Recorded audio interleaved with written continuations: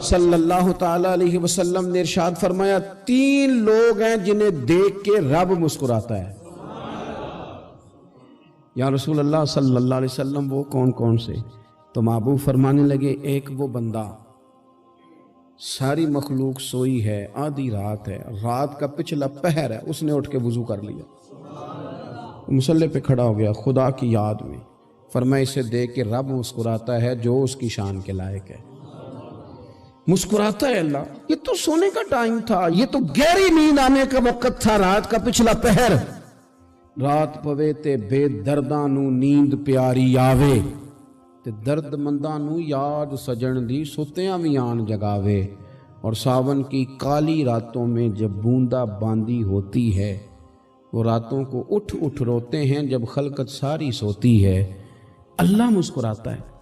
اور سننا میرے بھائی، میرے نبی پاک صلی اللہ تعالی علیہ وسلم فرماتے ہیں جب مسلمان نماز کے لیے صفیں بناتے ہیں نا، ترتیب لگ رہی ہوتی ہے، اب اللہ کی بارگاہ میں کھڑے ہوں گے، قیام کریں گے، رکوع کریں گے، سجود کریں گے، فرمایا جب مومن صفیں بناتے ہیں تو رب دیکھ کے مسکراتا ہے،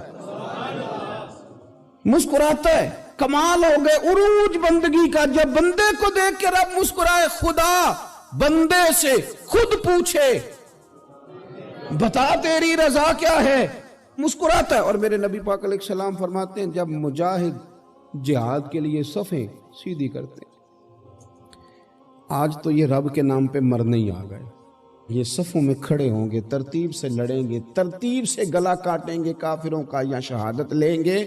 فرمایا جب جہاد کے لوگ صفیں بناتے ہیں تو رب انہیں دیکھ کے مسکراتا ہے۔ کتنے نصیبوں والا وہ بندہ ہے جسے دیکھ کے مسکرا دیا۔ او یار کبھی تیرا بیٹا تیرے سامنے مسکرائے نا چھوٹا تو تیرا دل باغ باغ ہو جاتا ہے۔ تیری ماں بیمار کسی ایک دن صحیح طرح ہنس پڑے تو طبیعت خوش ہو جاتی۔ مجھے بتاؤ نا جس کا رب بھی اسے دیکھ کے ہنس پڑے، جو اس کی شان کے لائق ہے، کیا اس بندے کے نصیبیں ہیں، کیا اس کے مقدر ہیں۔ آپ اس مقام پر اپنے آپ کو لائیں۔ اب دیکھیں نا یہ حدیث آپ نے سن لی، اب ہم نے نا اس طرح صفیں نہیں بنانے جس طرح ساری دنیا، اب ذرا صفیں بھی شوق سے بنائیں گے، اب ذرا تھوڑا سا شوق پیدا کریں گے۔ بھئی یہ تو میں وہ کام کرنے لگا ہوں جسے دیکھ کے رب مسکراتا ہے۔ نبی پاک صلی اللہ علیہ وسلم نے فرمایا جب کوئی بندہ توبہ کرتا ہے نا، ہم توبہ کا رٹا لگاتے ہیں، یا اللہ میری توبہ یا اللہ۔ اور توبہ کا تو مطلب یہ ہے کہ پچھلے گناہوں سے پکی توبہ، آج کے بعد یہ غلطی نہ کرنے کا پکا وعدہ۔ تو نے ساری شب برات رو کے گزاری ہے، بتا سویرے جھوٹ جوڑنے کا ارادہ ہے تیرا؟ آج کے بعد رشوت تو نہیں نہ لے گا، ملاوٹ تو نہیں نہ کرے گا، یہ توبہ ہے۔ اور اگر سارے کام اسی طرح کرنے تو پھر یہ توبہ کا رٹا ہے، جتنا مرضی لگاؤ۔ حضرت علی بن ربیعہ رضی اللہ تعالیٰ عنہ فرماتے ہیں میں مولا علی کے ساتھ تھا، مقام حرہ کی طرف جا رہے تھے، حضرت علی نے ہاتھ اٹھا کے دعا مانگی ہماری تعلیم کے لیے، ورنہ حضرت علی ہم صحابہ کو محفوظ عن الخطا تو مانتے ہیں نا۔ ہاتھ اٹھا کے کہا اے اللہ ہمارے گناہ بخش دے، تیرے علاوہ کوئی معاف کرنے والا نہیں۔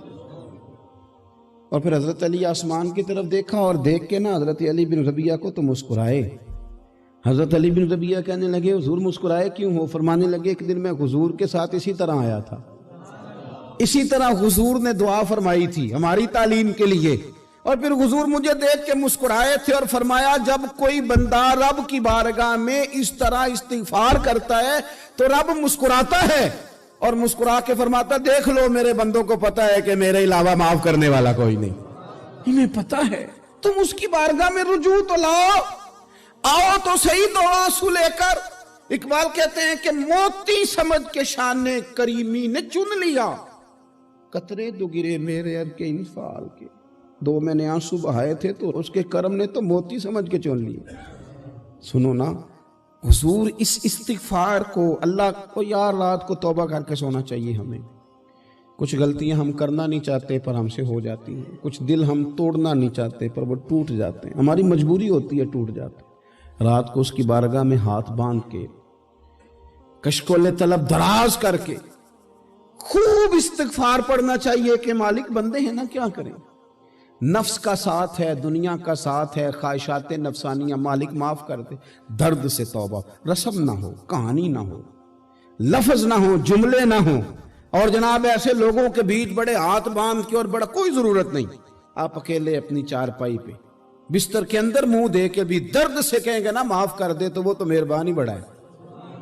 میرے نبی پاک صلی اللہ علیہ وسلم مثال دیتے ہیں، فرمایا ایک آدمی صحرا میں جا رہا، صحابہ سے حضور خطاب کر رہے ہیں، فرمایا ایک آدمی صحرا میں جا رہا تھا، اس نے اپنی اونٹنی پہ کھانا پانی پیسے ہر چیز رکھی ہوئی تھی، صحرا تھا بہت بڑا، درمیان صحرا کے گیا تو تھوڑا سا سستانے کے لیے آرام کرنے کے لیے اونٹنی سے نیچے اترا، اب اس نے اونٹنی کی لگام اونٹنی کی نکیل اپنے سرہانے کے نیچے رکھی، ہاتھ کے ساتھ پکڑی اور سو گیا۔ تھوڑی ہی دیر کے بعد جب اس کی آنکھ کھلی تو دیکھا اونٹنی غائب ہے۔ صحرا میں وہ پیدل نہ آگے جا سکتا ہے نہ پیچھے جا سکتا ہے، نہ دائیں نہ بائیں، کھانے کو روٹی نہیں، پینے کو پانی کا قطرہ نہیں، تھوڑا ادھر بھاگا ادھر بھاگا، تھک گیا۔ کریم محبوب فرماتے ہیں وہ پوری طرح نڈھال ہو گیا اور مایوس ہو گیا، معاذ اللہ، مایوس ہو کے دوبارہ اسی جگہ آ کے لیٹ گیا جہاں پہلے لیٹا تھا، انتظار کرنے لگا کہ اب موت ہی آئے گی، آخری وقت ہے، اب نہ میں پیدل یہ صحرا کراس کر سکتا ہوں، نہ پیچھے جا سکتا ہوں، نہ کھانا ہے نہ پانی ہے، سوائے موت کے کوئی سہارا نہیں۔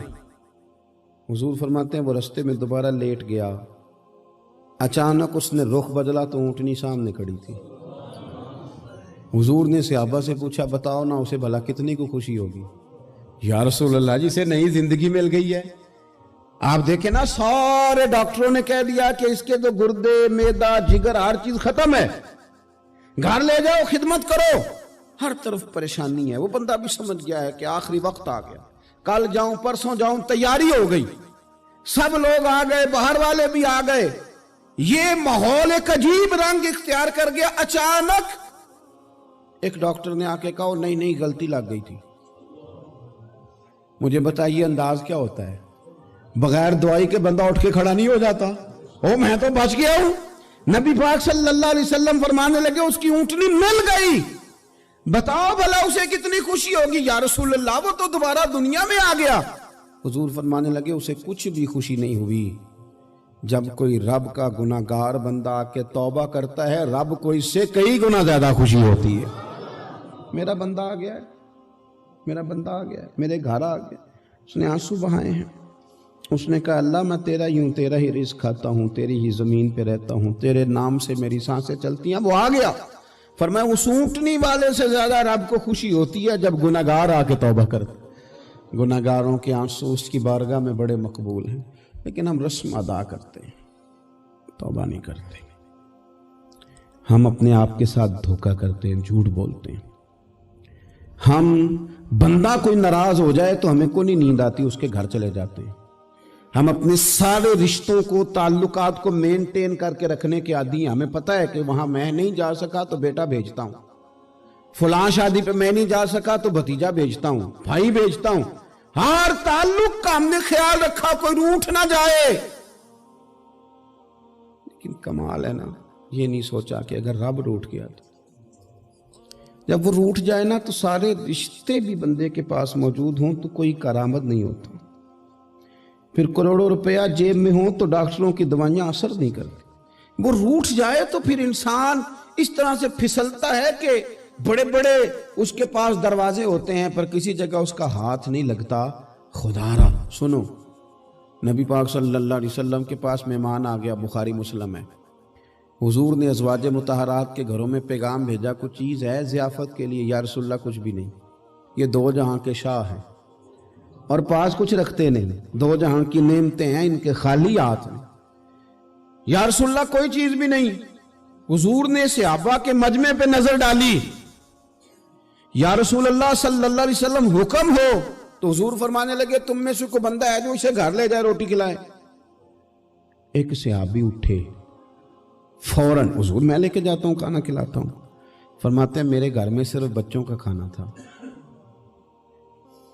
یہ نہیں کہ فریزر بھرا ہوا ہے نعمتوں سے، صرف بچوں کا کھانا، یہ نہیں کہ کسی کو دیکھ کے اپنی ہنڈیا پہ برتن دے لیا، صرف بچوں کا کھانا۔ کہتے ہیں گھر گیا، بیوی سے کہا کیا کیفیت ہے؟ کہنے لگی بچوں کی روٹی ہے۔ میں نے کہا بچے سلا دے، صبح ناشتہ کر لیں گے۔ تو کہنے لگی آپ کیا کھائیں گے؟ تو میں نے کہا نہ میں کھاؤں گا نہ تو کھائے گی، مہمان جو نبی پاک کا ہے